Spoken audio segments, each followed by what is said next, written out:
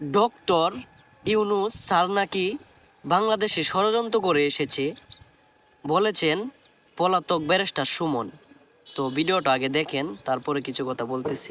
ইউনূস সাহেব নোবেল পাওয়ার পরেই উনি এই দুই নেতা আওয়ামী লীগ বিএনপিকে বিদায় করে দিয়ে উনি গত টার্মে আপনারা জানেন উনি প্রধানমন্ত্রী হইতে চাইছিলেন।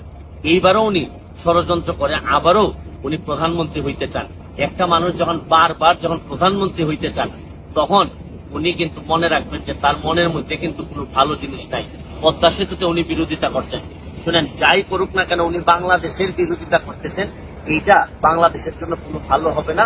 এবং উনি যত বড় নোবেল বিজয়ী হন না কেন, নিজের দেশের বিরোধিতা করে আমার মনে হয় উনি কোনোদিন মানুষের মনে জায়গা নিতে পারবেন না।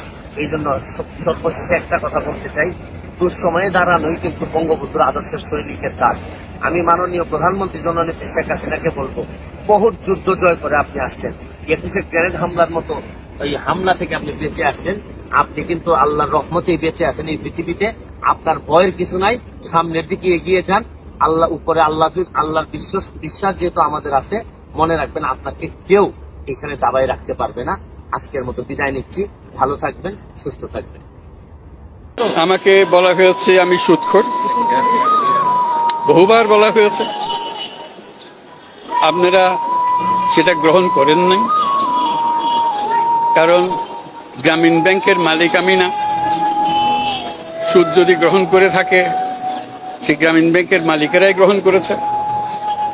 আমি যখন গ্রামীণ ব্যাংক থেকে আমাকে যখন বের করে দেওয়া হয় তখন গ্রামীণ ব্যাংকের 97% সদস্যের মালিক ছিল, গ্রামীণ ব্যাংকের মালিক ছিলেন তারা। 97% মালিকানা আমাদের সদস্যদের কাছে ছিল।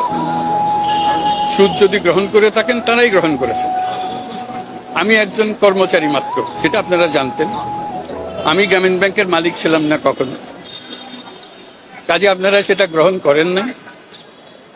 আমাকে বলা হয়েছে আমি গরিবের রক্ত চোষা, সেটাও আপনারা গ্রহণ করেন নাই।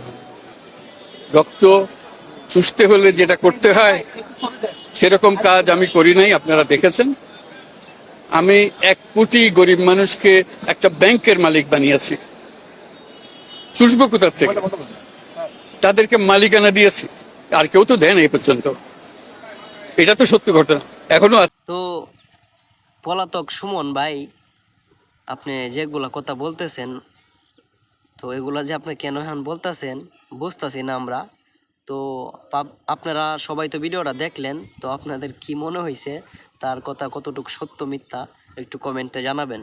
তো আল্লাহ হাফেজ।